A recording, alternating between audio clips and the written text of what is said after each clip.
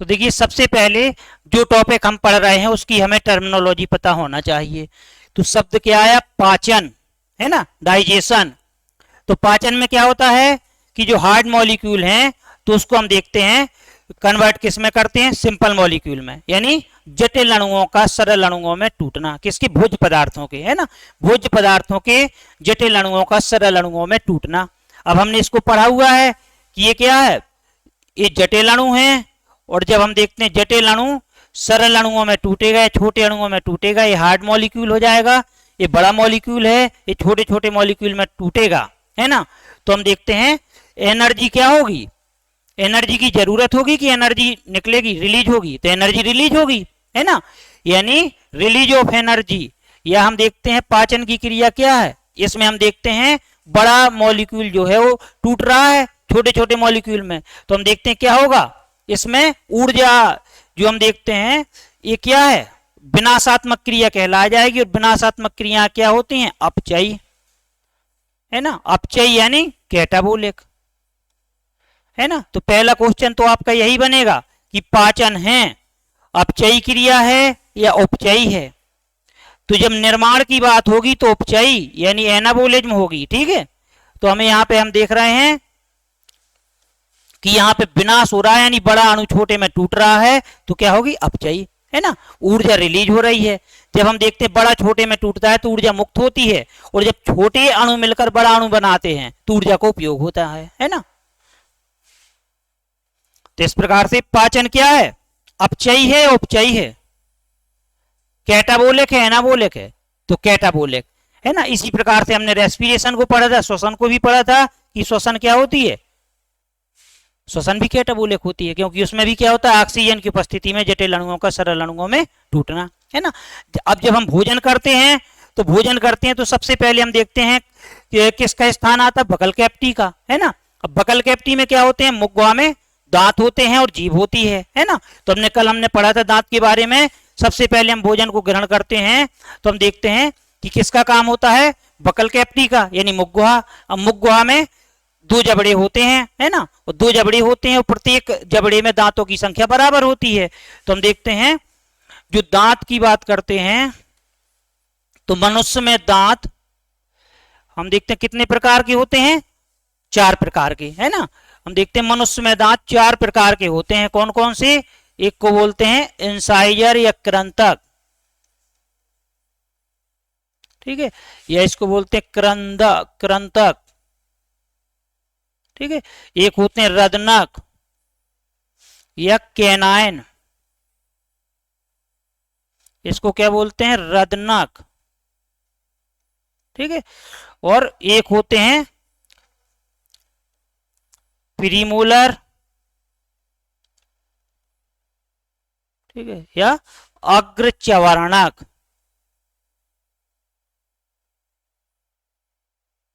ठीक है। और एक होते हैं मोलर,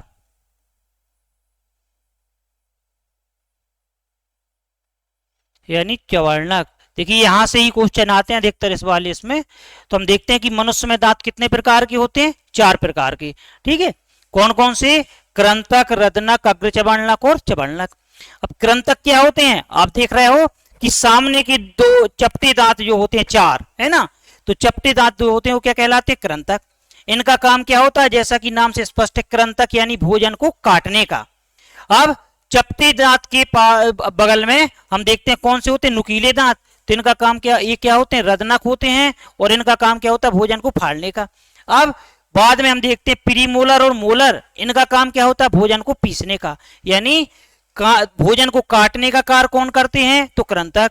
भोजन को फाड़ने का कार्य कौन करते हैं? रदनक। और पीसने का कार्य कौन करते हैं? तो अग्रचवर्णक और चवर्णक।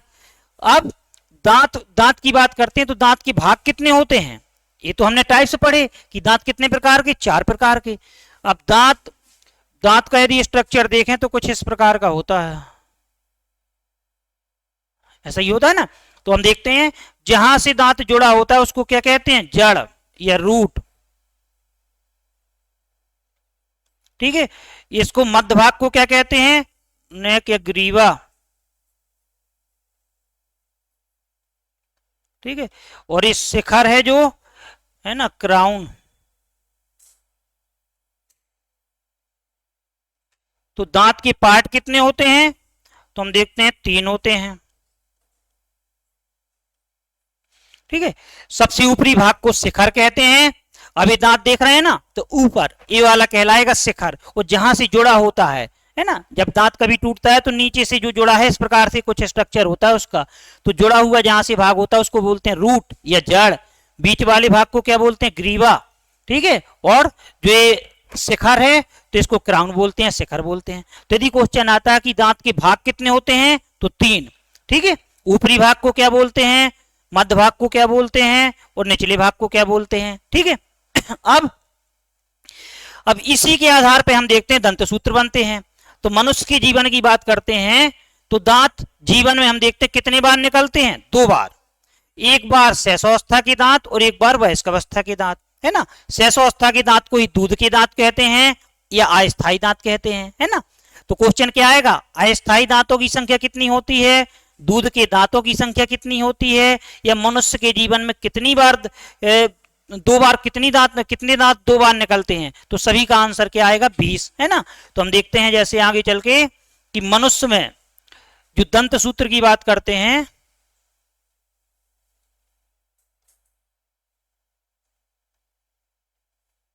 ठीक है, दंत सूत्र।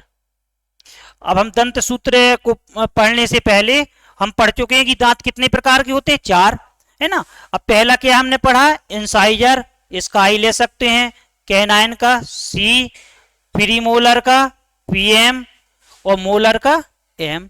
अब हम देखते हैं बकल कैविटी की बात करते हैं तो जबड़े कितने होते हैं? जांच की बात करते हैं तो कितने होते हैं? 2। तो हम देखते हैं जितने दांत ऊपर के जबड़े में होते हैं उतने ही नीचे के जबड़े में होते हैं। तो 2, है ना, 2 और कितना? 3। तो यदि मनुष्य में हम देखते हैं दंत सूत्र, मनुष्य की बात हो रही है ना, और हम देखते हैं कैसे होते हैं, जोड़े में होते हैं तो मल्टीप्लाई किसका कर देते हैं? 2 का।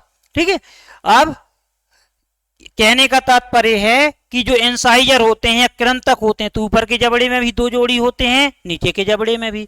रदनक जो होते हैं तो ऊपर के जबड़े में 1 जोड़ी, नीचे के जबड़े में। प्रीमोलर या अग्रचर्वणक होते हैं तो ऊपर के जबड़े में भी 2 जोड़े, नीचे के भी जबड़े में। मोलर होते हैं तो ऊपर के जबड़े में भी 3 जोड़े, नीचे के में। अब देखना 2 और 1 3, 2 5 और 3 8। अभी जोड़े में है तो ऊपर के जबड़े में कितने हो जाएंगे? 16 दांत। अब यही ये भी है कि 2 1 3, 2 5 3 8 दूनी 16, यानी 16 ऊपर के जबड़े में और 16 नीचे के जबड़े में। तो हम देखते हैं मनुष्य में कितने दांत होते हैं? 32।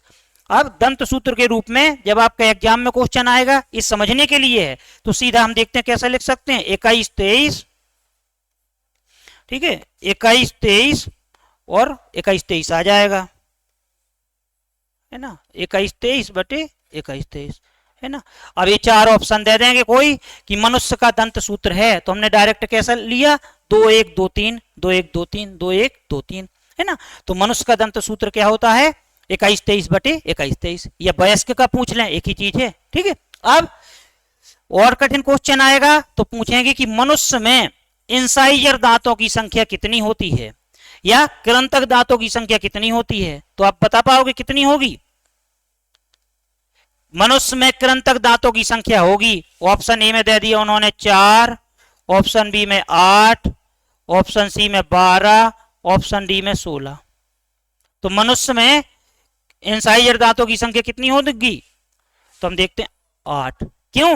2 जोड़े ऊपर 2 जोड़े नीचे, तो 8 हो जाएगी। मनुष्य में हम देखते हैं रदनक दांतों की संख्या कितनी होगी? 1 जोड़े ऊपर 1 जोड़े नीचे। देखना अब ये कितनी हो गई? 8। ठीक है, अब प्लस में 1 जोड़ी यानी 2 जोड़ी यानी 4। अब प्लस में हम देखते हैं प्रीमोलर या अग्रचर्वणक, तो 2 जोड़े ऊपर 2 जोड़े नीचे, तो ये भी 8 हो जाएगी, है ना। अब प्लस में 3 जोड़े ऊपर 3 जोड़े नीचे यानी 12 हो जाएगा। तो यदि हमने सही बोला तो इनका टोटल कितना होना चाहिए? 32। तो हम देख रहे हैं 8 4 12, 8 20 और 12 32। तो इस प्रकार से क्वेश्चन पूछते हैं। हमें ये देखना है कि जोड़े में पूछ रहा है या केवल नंबर पूछ रहा है। ठीक है, तो हम देखते हैं यदि पेयर पूछ रहे हैं कि इंसाइजर दांत के कितने पेयर होते हैं, तो 4 पेयर, है ना। कितनी संख्या होती है, तो 8, है ना। तो इस प्रकार से बन जाएगा ना। तो इस प्रकार से आपके पूछे जाएंगे, मनुष्य में प्रीमोलर दांतों की संख्या कितनी है, मनुष्य में मोलर दांतों की संख्या कितनी है। अब यहीं से आपका एक क्वेश्चन आता है कि मनुष्य में जो विजडम टीथ होते हैं, बुद्धि दांत, है ना, हम पढ़ते हैं ना विजडम टीथ, हाँ, उसी को बोलते हैं बुद्धि दांत या कल दांत या कल दांत बोल देते हैं, है ना। तो हम देखते हैं इनकी संख्या कितनी होती है, 4। और हम देखते हैं कौन से होते हैं, तो मोलर, मोलर का कौन सा जोड़ा, तीसरा जोड़ा, है ना। इसीलिए आप देखते हो कि यहाँ पे इतने लोग बैठे हैं। अब हम लिखते हैं ना कि ह्यूमन बॉडी में दंत सूत्र कितना होता है, 32। तो सभी के 32 दांत नहीं होते हैं, है ना। हो सकता है सभी के 28 हो। क्यों? क्योंकि जो तीसरा जोड़ा होता है मोलर का, वो किसके रूप में होता है, बुद्धि दांत के रूप में। और बुद्धि दांत को क्या माना गया है, इसको क्या माना गया है, वेस्टिजियल ऑर्गन, है ना, वेस्टिजियल ऑर्गन माना गया है, यानी अवशेषी अंग, है ना। तो हम देखते हैं अवशेषी अंग की परिभाषा क्या होती है, प्राणियों के शरीर में पाए जाने वाले ऐसे अंग जो वातावरणीय परिस्थितियों, पहले तो पूर्व विकसित हुआ करते थे, लेकिन वातावरणीय परिस्थितियों में बदलाव के कारण उनमें लोप हुआ है या लोप होने के कगार पे हैं, यानी लुप्त हो चुके हैं या लुप्त होने के कगार पे हैं। तो हम देख रहे हैं इनका भी लोप हो चुका है। और जिनमें आना होते हैं तो हम देखते हैं वह प्रौढ़ अवस्था में आते हैं, यानी 23, 24, 25 साल में निकलना शुरू होते हैं, और या फिर नहीं निकलते हैं। तो हम देखते हैं मनुष्य में बुद्धि दांत जो होते हैं तो कौन से होते हैं, तो मोलर। अब मोलर का कौन सा जोड़ा, तीसरा जोड़ा। अभी लुप्त क्यों हुए, क्योंकि हम देखते हैं जो दूसरे जोड़े का कार होता है वही तीसरे का होता है ना। तो इस प्रकार से बन जाएगा ना। तो मनुष्य का दंत सूत्र ए, दांत कितने प्रकार के, इंसाइजर, कैनाइन, प्रीमोलर और मोलर। या मनुष्य में स्थायी दंत सूत्र बताइए, तो भी 21, 23, 21, 23। अब इसी प्रकार से बच्चों में भी हम देखते हैं, तो बच्चों में भी 2 जबड़े होते हैं, है ना, यानी क्या आएगा, IC, है ना, PM और M। ये बच्चों की बात कर रहे हैं।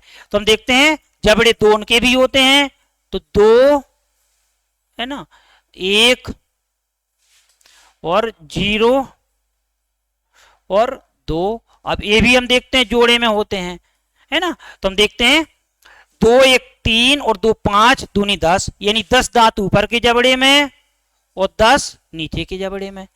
तो आ जाएगा कि बच्चों में, अब इसको दंत सूत्र के रूप में कैसा लिख सकते हैं, 2102 और 2102, है ना। ये किस में है, बच्चों में, चाइल्ड की बात करें, ठीक है। तो बच्चों का दंत सूत्र क्या हो जाएगा, 2102 बटे 2102, ठीक है। अस्थायी दांतों का दंत सूत्र तो 2102, 2102। कितने दांत जीवन में 2 बार निकलते हैं, 20, है ना। तो हम देखते हैं इनका दंत सूत्र हो जाएगा। बच्चों में कौन सी दांत नहीं पाए जाते हैं, तो आप देख रहे हो तीसरे नंबर के क्या है, प्रीमोलर, यानी अग्र चबाणलक, है ना। बच्चों में कौन से दांत नहीं पाए जाते हैं, तो बच्चों में हम देखते हैं कौन से नहीं पाए जाते हैं, अग्र चबाणलक नहीं पाए जाते हैं। बन जाएगा ना। तो इस प्रकार से आपके क्वेश्चन आएंगे। तो बच्चों में कौन सी दांत नहीं पाए जाते हैं, अग्र चबाणलक। तो बच्चों का दंत सूत्र या स्थायी दंत सूत्र, है ना। तो हम देखते हैं इसका आंसर सभी का क्या आ जाएगा, अग्र चबाणलक।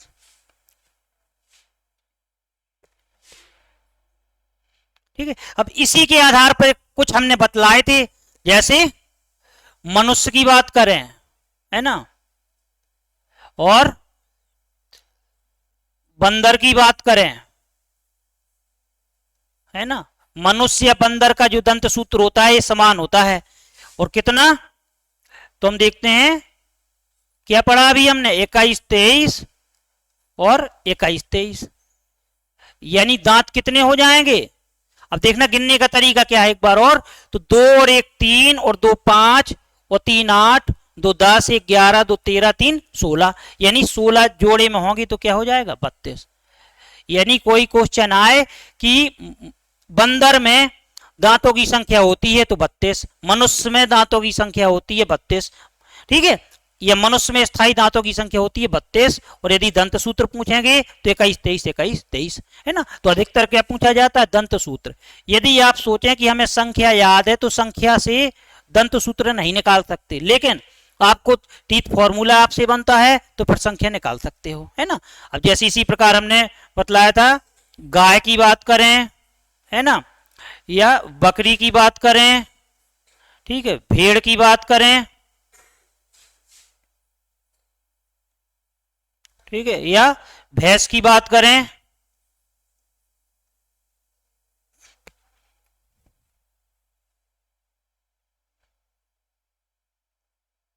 ठीक है, तो इनका सभी का दंत सूत्र एक ही सा होता है ना। और क्या हो जाएगा, तो हम देखते हैं 0033, ठीक है, बटे 3133। अब यानी कहने का तात्पर्य क्या, संख्या कितनी हो जाएगी, तो 3 3 6 3 9 1 10 3 13 3 16, तो संख्या तो इनमें भी 32 ही होगी ना। तो आप देख रहे हो संख्या कितनी हो जाएगी, 32।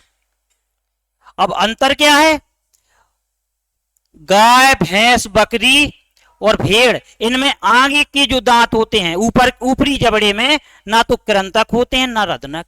क्वेश्चन आपका यहीं से आएगा कि गाय में कौन से दांत नहीं पाए जाते हैं, कृंतक रदनक दोनों, इनमें से कोई नहीं। तो ना तो इंसाइजर पाए जाते हैं ना कैनाइन पाए जाते हैं, है ना। आप प्रैक्टिकली कर सकते हो, गाय भैंस बकरी के जो ऊपरी जबड़ा होता है ना, तो सामने के दांत नहीं होते हैं, है ना, नहीं, वो लगा करता है, मसूड़े होते हैं वो, है ना, दांत नहीं होते, देख सकते हो आप, है ना।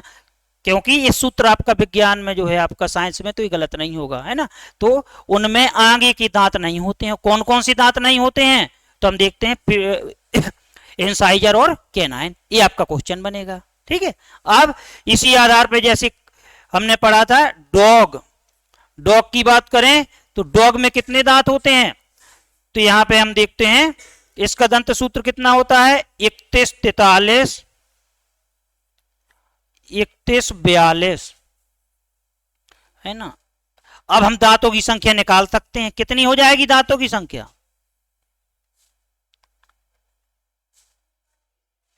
कितनी हो जाएगी, तो हो जाएगी ना 42, है ना। 3 1 4 4 8 3 11 3 14 1 15 4 19 2 21, 21 दूनी कितना हो जाएगा, 42। तो इस प्रकार से निकालेंगे। और जैसे आ जाए कोई पूछे कि डॉग में दांतों की संख्या कितनी होती है, तो 42 42। अब क्यों होती है, तो क्योंकि हमें दंत सूत्र पता होना चाहिए जब बनेगा, है ना। जैसे बिल्ली की बात करें, है ना, तो बिल्ली का दंत सूत्र कितना होता है, तो 31 31 और 31 21। आज नोट कर लीजिए, कल हम पूछेंगे सभी से। अब यानी बिल्ली में दांतों की संख्या कितनी हो जाएगी, 3 1 4 3 7 1 8 3 11 1 12 2 14 1 15 दूनी 30। तो बिल्ली में कितने दांत होते हैं, 30, है ना। बिल्ली में कितने दांत हो जाएंगे, 30। रैबिट की बात करें, खरगोश, तो खरगोश में हम देखते हैं 20 33 बटे 10 23, तो कितनी हो जाएगी संख्या, 2 और 3 5 3 8 1 9 2 11 3 14, यानी 28। तो खरगोश में दांतों की संख्या कितनी होती है, 28। कल हमने पढ़ा हुआ था एलिफेंट,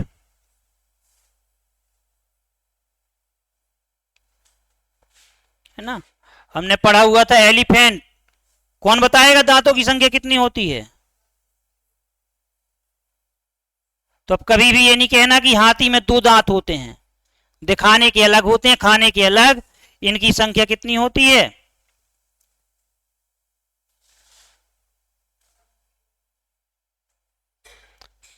ठीक, 0 0 33, है ना। अब कितनी हो जाएगी, तो 7 और 6 13 दूनी 26।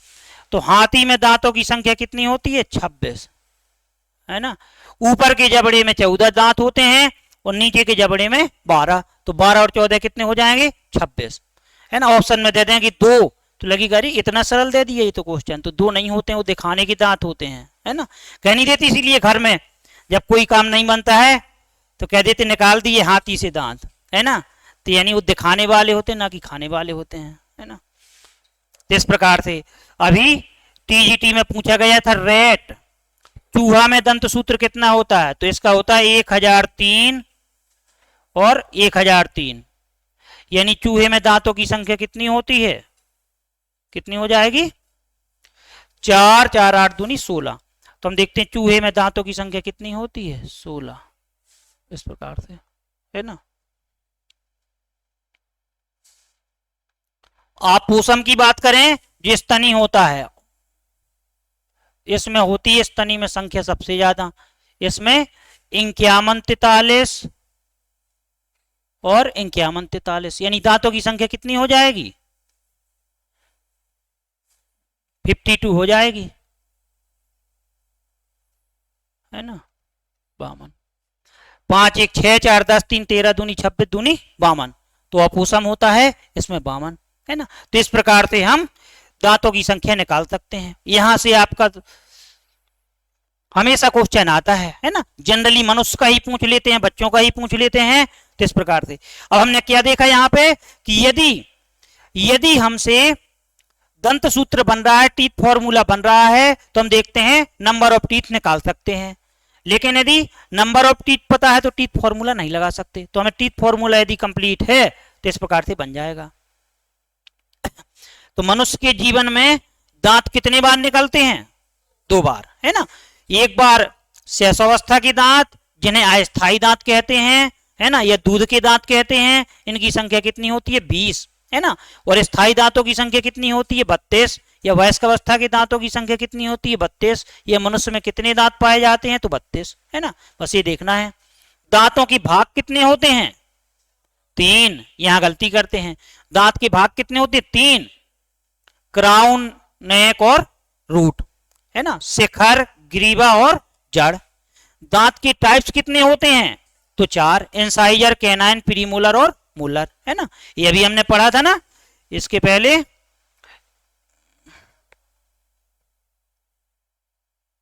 ये हमने पढ़ा था ना कि दांत के टाइप कितने होते हैं तो 4, ठीक है, कृंतक, रदनक, अग्र चबाणक और चबाणक। और दांत के भाग कितने होते हैं तो 3, शिखर, ग्रीवा और जड़। यहां कभी कभी कंफ्यूज होते हैं, तो यदि पार्ट पूछ रहा है तो 3, और यदि टाइप से पूछ रहे हैं तो 4, है ना। क्या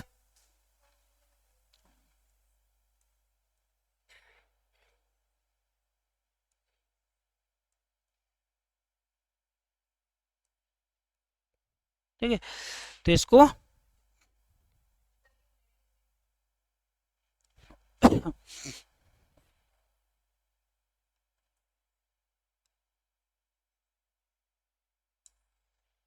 ठीक है, तो टाइप यदि पूछते हैं तो 4 लिखेंगे, और यदि पार्ट पूछते हैं हिस्सा कितने होते हैं, भाग कितने होते हैं तो 3। दांत कौन सी कैविटी में होते हैं, thoracic cavity, buccal cavity, abdominal cavity, तो थोरिसिस कैविटी, है ना। मुख थोरिसिस कैविटी है, बकल कैविटी, बकल कैविटी, मुख गुहा, है ना।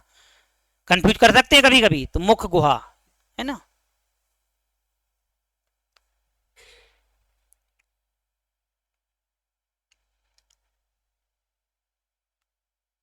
देखिए हम क्या करते हैं कि हम कभी कभी 4 घंटे कोई पढ़ता है टॉप कर देता है, और कभी कोई 14 घंटे पढ़ता है टॉप नहीं कर पाता है। तो हमें ये पता हो जाता है जब हम स्टडी करते हैं कि कहाँ से क्वेश्चन आते हैं, कहाँ से नहीं आते हैं। यदि पूरे डाइजेस्टिव सिस्टम में हमने 2-3 चीजों को देख लिया, जैसे दांतों को देख लिया, और हम देखते हैं मुख्य रूप से एंजाइम को देख लिया, तो यहाँ से 99% क्वेश्चन यहीं से आ जाते हैं, है ना। पूरा आप सिस्टम एक बार समझ लो, नोट्स बनाओ, ये इसके नहीं बनाओ, लेकिन इनके बारे में लिख लो, और एंजाइम कौन से निकलते हैं, उनका कार्य क्या होता है, यहाँ से आपके क्वेश्चन आते हैं अधिकतर, है ना। तो कोशिश करना है कि हम पढ़ें ऐसा जो हम देखते हैं हमें कम पढ़ना पड़े, लेकिन हमारे हमें कवर ज्यादा हो, है ना।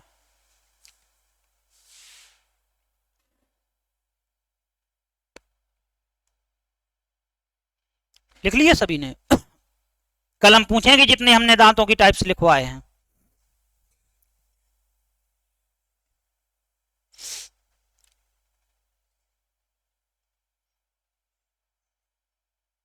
अब इतने जो हमने लिखवाए हैं तो इतने में से ही एग्जाम में पूछे गए हैं, है ना। 2-3 बच्चों में पूछ लेते हैं अक्सर, वयस्कों में पूछ लेते हैं, ये भी आपका पूछा गया है, रेबिट का भी पूछा गया है ना, रेट का भी पूछा गया है परीक्षाओं में, और डॉग का भी पूछ लिया गया है। तो इस प्रकार से हम देखते हैं दंत फॉर्मूला, तो इस प्रकार से हमें लिखना है। 2-4 बार आप पढ़ोगे तो बनने लगेंगे, याद हो जाएंगे। ठीक है, अब बगल कैविटी में हमने दांत को पढ़ लिया। अब हम देखते हैं दांत के अलावा मुख गुहा में क्या होते हैं, जीभ, है ना। तो जीभ में भी पूछ लेते हैं कि कौन से हिस्से में कौन सी स्वाद की अनुभूति होती है। जीभ का काम क्या होता है, जीभ में हम देखते हैं टेस्ट बड्स पाई जाती हैं या स्वाद कलिकाएं पाई जाती हैं, जिनका काम क्या होता है, स्वाद की अनुभूति कराना, है ना। तो मच्छर की बात करें तो 47 होते हैं, लेकिन इनवर्टिब्रेट का पूछते नहीं है, समझ रहे, क्योंकि इनवर्टिब्रेट में ये कंफर्म नहीं होता है कि कितने। अब जैसे कहें एलिगेटर, तो हम देखते हैं, या इसकी बात करें मगरमच्छ की बात करें, क्रोकोडाइल, तो क्रोकोडाइल में कितने होते हैं, या फिर हम देखते हैं घोंगा स्नेल, तो सबसे अधिक तो होते हैं स्नेल में, पता है कितने, विश्वास नहीं करोगे, 14,000, 14,000। घोंगे में 14,000 दांत होते हैं, घोंगा स्नेल, लेकिन 14,000 दांत होते हैं। लेकिन हम बता रहे हैं ना, इनवर्टिब्रेट में किसी किताब में हो सकता है थोड़ी बहुत कम बतला दें, माइनर अंतर आएगा, लेकिन इनवर्टिब्रेट में निश्चितता नहीं होती, इसीलिए उनको पूछते नहीं है, समझ रहे हो ना। तो लेकिन वर्टिब्रेट जब भी पूछते हैं तो वर्टिब्रेट, मच्छर में कितने दांत, किसी किताब में आप पढ़ोगे तो 45 लिखे होंगे, किसी में 47 लिखे होंगे, है ना। तो इस वजह से विडंबना है तो नहीं, नहीं मगरमच्छ में नहीं होते। सबसे ज्यादा बताया नहीं कि सबसे ज्यादा जो होते हैं घोंघा में होते हैं, स्नेल, 14,000 दांत होते हैं, है ना।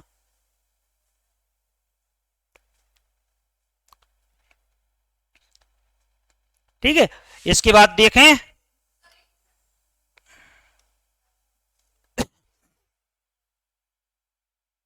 कल हम सभी से पूछेंगे शुरू के 5 मिनट, है ना।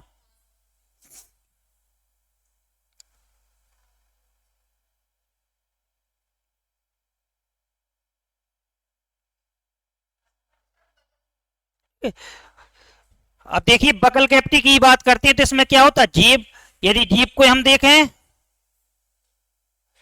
है ना, तो कुछ इस प्रकार से स्ट्रक्चर होता है। अब हम देखते हैं इसमें इस प्रकार से, यदि अच्छी तरह से टंग क्लीनर को करते हैं तो उनकी जिह्वा में इस प्रकार से उभार दिखाई देते हैं, है ना। तो इनको क्या बोलते हैं,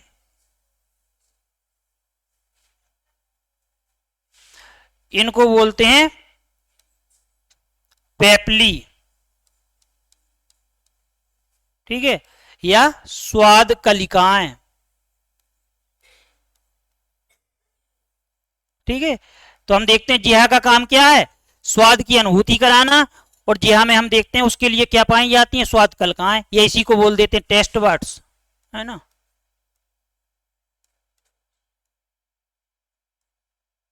ठीक है, टेस्ट वर्ड्स बोल देते हैं, BUDS।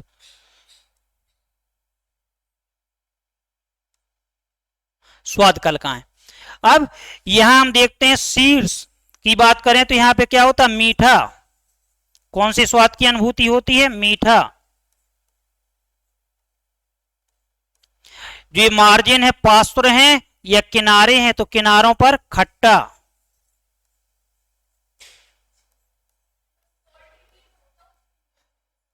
तो यहां पे उसी को सॉल्टी बोल देंगे, उसी को बिटर बोल देंगे। हाँ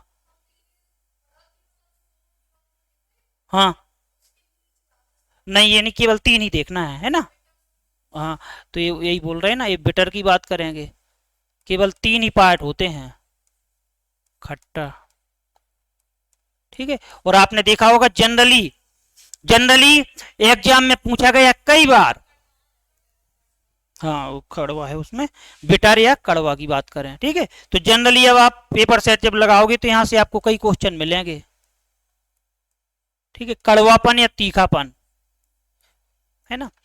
तो जीभ के शीर्ष पर कौन से स्वाद की अनुभूति होती है, तो मीठे, ठीक है, और किनारों पर, तो किनारों पर खट्टे, और हम देखते हैं आधार की ओर। अब आधार से मतलब जहां से जीभ जुड़ी होती है ना, तो हम देखते हैं कौन से, कड़वेपन का। तो ये हम देखते हैं जीभ के बारे में हमने पढ़ लिया, है ना। छोटी छोटी सी बातें, जैसे हम पढ़ते हैं तालू, एक शब्द आता है तालू, या जिसको बोलते हैं अंग्रेजी में पैलेट, है ना। हिंदी में भी आप पढ़ते हो। तालू क्या होता है, जो बकल कैप्टी होती है, तो ऊपरी भाग, और ऊपरी भाग यानी ऊपरी जबड़े का अगला हिस्सा।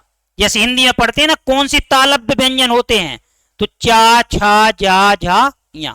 चा को बोलोगे तो हम देखते हैं जिहा का स्पर्श कहां से होगा, ऊपरी जबड़े के अगले भाग से। चा, छा, जा, झा, जितने बार ये शब्द बोलोगे तो इनको बोलते हैं तालब्य, क्योंकि इनकी उत्पत्ति कहां से होती है, तालू से, है ना। जैसे बोलते हैं दंत, तो दंत यानी जिहा का स्पर्श दांत से होता है। जैसे ता, था, दा, धा, ना। हिंदी पढ़ते हैं ना ओष्ठ, तो ऐसे वर्ण जिनको बोलते समय होंठ में होंठ मिलते हैं, वो जितने बार होंठ से होंठ का मिलन होगा ये शब्द निकलेंगे, वर्ण निकलेंगे। पा, अब हम सोचे कि काम निकल गए, होंठ को होंठ से अलग कर लें, फिर बोले तो फा नहीं बोल सकते। फा, बा, भा, मा, तो प्रैक्टिकली है, तो इसीलिए इनको बोलते हैं ओष्ठ। अब आ जाएगा आपका हिंदी में ही कि निम्नलिखित में से कौन सा ओष्ठ है, तो पा, फा, बा, भा, मा, है ना। तो इसी के आधार पर, ठीक है। तो हमने बकल कैप्टी को कंप्लीट कर लिया, कल हम और भी पार्ट पढ़ लेंगे, है ना। अब कल हमने डायग्राम भी इसका बना दिया था, उसको भी वो बतला दिया था, तो कल इसके अंजाम वगैरह पढ़ लेंगे, नहीं होगा तो डायग्राम को एक बार और